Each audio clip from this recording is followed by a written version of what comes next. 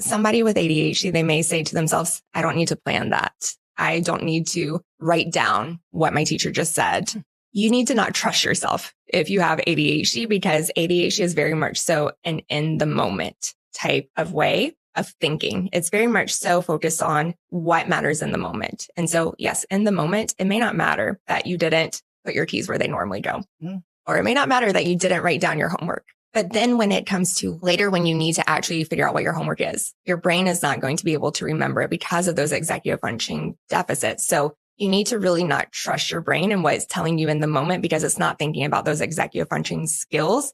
And so you need to act as if my executive functioning skills are not going to help me at a later time. I'm going to really make sure I'm doing them right now. Not trusting yourself sounds extreme, but honestly, I think about it that way because ADHD brains are focused on the present moment and what's the best for you right now. It's not always thinking about what's best for me in the future.